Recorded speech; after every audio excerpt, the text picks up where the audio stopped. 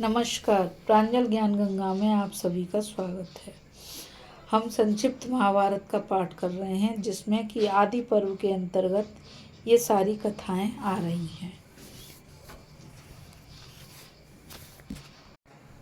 कल हमने कृपाचार्य, द्रोणाचार्य और अश्वत्थामा के जन्म की कथा को पढ़ा था और उनके कौरवों के संबंध के बारे में जाना था। आज हम राजकुमारों की शिक्षा और परीक्षा तथा एकलव्य की गुरु भक्ति की कथा को सुनेंगे। तो चलिए कथा शुरू करते हैं, जो कि इस प्रकार है। वैशंपायन जी कहते हैं, जन्मेजय द्रोणाचार्य भीष्म पितामह से सम्मानित होकर हस्तिनापुर में रहने लगे। भीष्म ने उन्हें धन अन्न से भरा एक सुंदर भवन रहने के लिए दिया।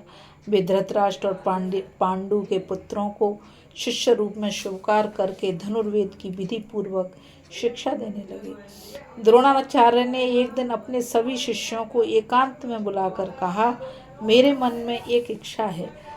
अस्त्र शिक्षा समाप्त होने के बाद क्या तुम लोग मेरी वह इच्छा पूरी करोगे? सभी राजकुमार चुप रह गए। अर्जुन ने बड़े उत्साह से आचार्य की इच्छा पूर्ण करने की प्रतिज्ञा की। द्रोणाचार्य बहुत प्रसन्न हुए। उन्होंने अर्जुन को हृदय से लगाया। उनकी आंखों में आनंद के आंसू झलक आए। द्रोणाचार्य अपने शिष्यों को तरह तरह के दिव्य और अलौकिक अस्त्रों की शिक्षा देने लगे। उस समय उनके शिष्यों में यदुवंशी तथा दूसरे देश के राजकुमार भी थे। सूतपुत्र के नाम से प्रसिद्ध कर्ण भी वही शिक्षा पा रहे थे। अर्जुन के मन में इस विषय की ओर बड़ी रुचि और लगन थी। वे द्रोणाचार्य की सेवा भी बहुत करते, इसलिए शिक्षा, बाहुबल और उद्योग की दृष्टि से समस्त शस्त्रों के प्रयोग, फुर्ती और सफाई में अर्जुन ही सबसे बढ़ चढ़ कर निकले। द्रोणाचार्य अपने पुत्र अश्वत्थामा पर विशेष अनुराग रखते थे। उन्होंने शिष्यों को पानी लाने के लिए जो बर्तन दिए, उनमें औरों के तो देर से भरते, लेकिन अश्वत्थामा का सबसे पहले ही भर जाता। इससे अश्वत्थामा सबसे पहले अपने पिता के पास पहुंचकर गुप्त रहस्य सीख लेता था। अर्जुन ने यह बात ताड़ ली। अब वे वरुणाशास्त्र से अपना बर्तन झटपट भरकर चटपट आचार्य के पास आ पहुंचते। इसी से उनकी शिक्षा दीक्षा गुरुपुत्र अश्वत्थामा से किसी भी अंश में कम नहीं हुई। एक दिन भोजन करते समय तेज हवा के कारण दीपक बुझ गया। अंधकार में भी हाथों को बिना भटके मुंह के पास जाते देखकर अर्जुन ने समझ लिया कि निशाना लगाने के लिए प्रकाश की आवश्यकता नहीं होती, केवल अभ्यास की है। वे अब अंधेरे में बाण चलाने का अभ्यास करने।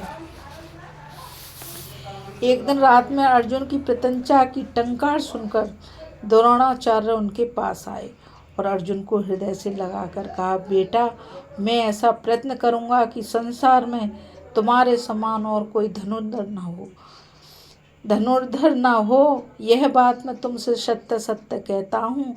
आचार्य ने सब राजकुमारों को हाथी, घोड़ों, रथ और पृथ्वी पर का युद्ध, गदा युद्ध, तलवार चलाना, तोमर, पाश, शक्ति आदि के प्रयोग एवं संकीर्ण युद्ध की शिक्षा दी। यह सब सिखाने में अर्जुन की ओर उनका विशेष ध्यान रहता था। द्रोणाचार्य के शिक्षा कौशल की बात देश देशांतर में फैल गई। दूर दूर के राजा और राजकुमार आने लगे। एक दिन निषादपति हिरण्य धनु का पुत्र एकलव्य भी अस्त्र शिक्षा प्राप्त करने के लिए उनके पास आया, परंतु द्रोणाचार्य ने यह सोचकर कि यह निषाद जाति का है,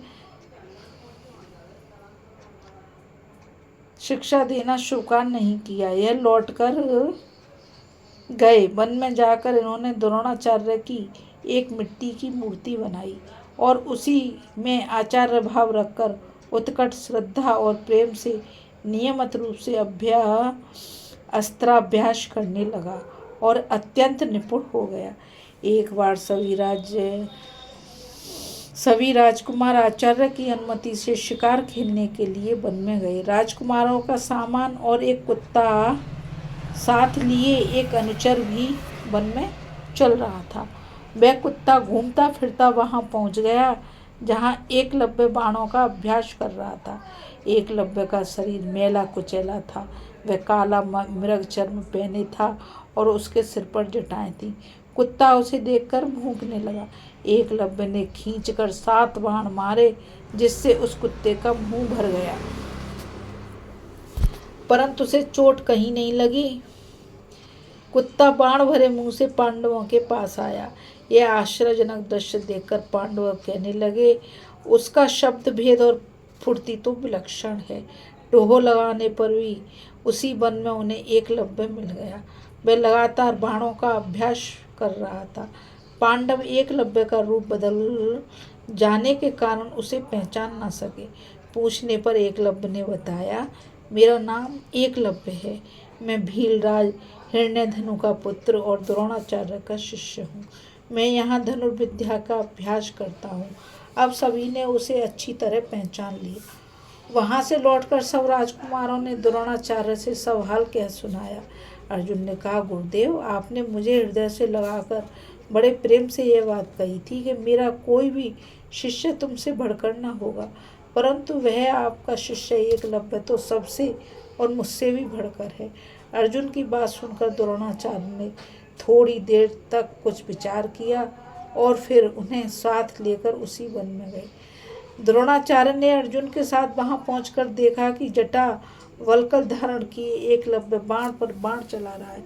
शरीर पर मैल जम गया है, परंतु उसे इस बात का ध्यान नहीं है। आचार्य को देखकर एकलव्य उनके पास आया, चरणों में दंडवत प्रणाम किया। फिर वह उनकी विधि पूर्वक पूजा करके हाथ जोड़कर उनके सामने खड़ा हो गया और बोला, गुरुदेव, आपका शिष्य सेवा में उपस्थित है, आज्ञा कीजिए। द्रोणाचार्य ने कहा, यदि तू सचमुच मेरा शिष्य है तो मुझे गुरु दक्षिणा दे। एकलव्य को बड़ी प्रसन्नता हुई। उसने कहा, आज्ञा कीजिए, मेरे पास ऐसी कोई वस्तु नहीं जो मैं आपको ना दे सकूं। द्रोणाचार्य ने कहा, एकलव्य, तुम अपने दाहिने हाथ का अंगूठा मुझे दे दो। सत्यवादी एकलव्य अपनी प्रतिज्ञा पर डटा और उसने उत्साह तथा प्रसन्नता से दाहिने हाथ का अंगूठा काटकर गुरुदेव को सौंप दिया। इसके बाद उसकी बाण चलाने की वह सफाई और फुर्ती नहीं रही। एक बार द्रोणाचार्य ने अपने शिष्यों की परीक्षा लेनी चाहिए। उन्होंने कारीगर से एक नकली गिद्ध बनवाया और उसे कुमारों से छिपाकर एक वृक्ष पर टांग दिया। तदंतर राजकुमारों ने कहा, धनुष पर बाण चढ़ाकर तैयार हो जाओ, तुम्हें निशाना लगाकर उस गीध का सिर उड़ाना होगा। उन्होंने पहले युधिष्ठिर को आज्ञा दी कि युधिष्ठिर, क्या तुम इस वृक्ष पर बैठे गीध को देख रहे हो? युधिष्ठिर ने कहा, जी मैं देख रहा हूँ। द्रोण ने पूछा, क्या तुम इस वृक्ष को मुझे और अपने भाइयों को भी देख रहे हो? युधिष्ठिर बोले, जी हाँ, मैं इस वृक्ष को आपको और अपने भाइयों को भी देख रहा हूँ। द्रोणाचार्य ने कुछ खींचकर झिड़कते हुए कहा, हट जाओ, तुम यह निशाना नहीं मार सकते। इसके बाद उन्होंने दुर्योधन आदि राजकुमारों को एक एक करके वहां खड़ा करवाया और यही प्रश्न किया। उन सब ने वही उत्तर दिया जो युधिष्ठिर ने दिया। आचार्य ने सबको झिड़क कर वहां से हटा दिया।